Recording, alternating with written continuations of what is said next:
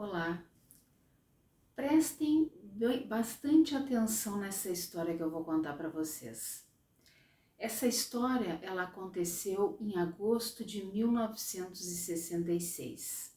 Um jovem chamado Charles Whitman. Ele tinha 25 anos de idade. Ele foi até a Universidade do Texas, em Austin. Ele subiu 3 lances de escada dessa universidade com uma mala cheia de armamentos e de munição.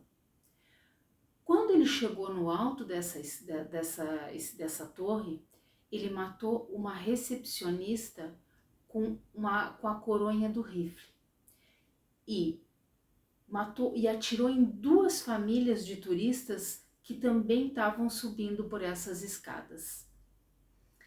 Ele foi até o deck e de lá ele começou a fazer um tiroteio indiscriminado. A primeira mulher que ele baleou, ela estava grávida. As pessoas que foram ajudá-la, ele também atirou nessas pessoas. E as ambulâncias que começaram a chegar até o local para socorrer as pessoas que ele começou a atirar indiscriminadamente nos pedestres na rua, ele atirava nos motoristas das ambulâncias. Resumindo, esse tiroteio ele acabou com a morte do Charles Whitman pela polícia e por mais um cidadão, e com 13 mortes e 33 feridos.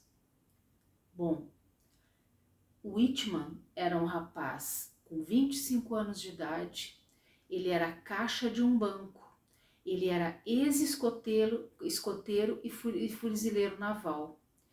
Num teste de QI que ele fez quando criança, ele pontuou 138 pontos, ou seja, muito acima da média. Isso fez a cidade ficar em choque e todo mundo queria saber o porquê de um rapaz de 25 anos, inteligente, com um emprego, com uma vida estável, ter essa atitude tão agressiva. Aí a polícia foi até a casa do Whitman para pegar pistas, descobrir pistas. Chegando lá, eles ficaram mais estarrecidos ainda. O Whitman, pela manhã, antes de fazer o tiroteio, ele tinha matado a própria mãe e na noite anterior ele havia matado a facadas a própria esposa. Porém, o Whitman, ele já relatava que estava sentindo algo diferente no cérebro dele, que ele tinha pensamentos que ele não estava entendendo. E aí ele escreveu uma carta de suicídio, que eu vou ler para vocês. A primeira vez que ele escreveu, ele botou: conversei com um médico uma vez por cerca de 2 horas e tentei transmitir a ele meus medos de que eu me sentia dominado por impulsos violentos e incontroláveis.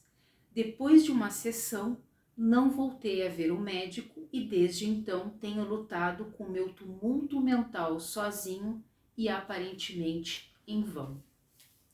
Em outro momento, ele escreveu: imagino que pareça que eu matei brutalmente as 2 pessoas que mais amava, a mãe e a esposa.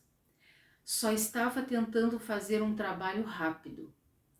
Se minha apólice de seguro de vida for válida, por favor, paguem minhas dívidas, doem o resto anonimamente a uma fundação de saúde mental.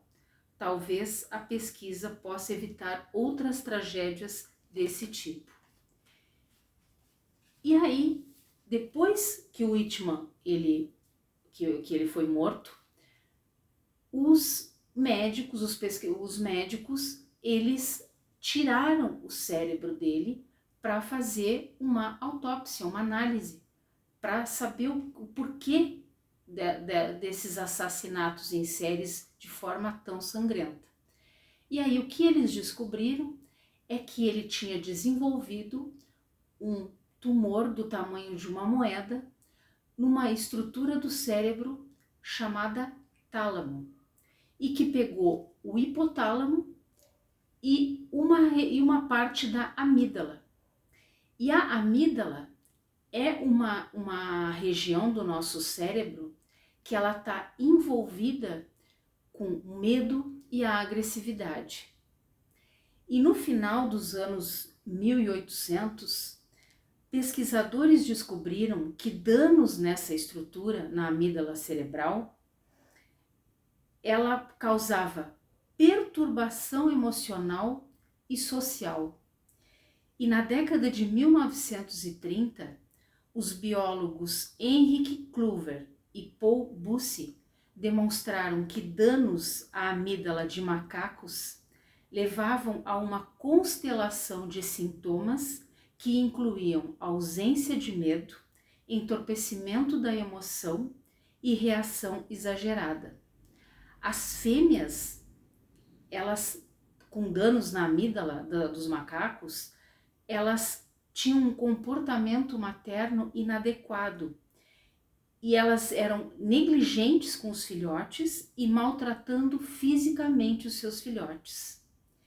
Em seres humanos normais, a atividade da amígdala ela aumenta quando as pessoas estão diante de rostos assustadores, ameaçadores, são colocadas em situações assustadoras ou vivem fobias sociais.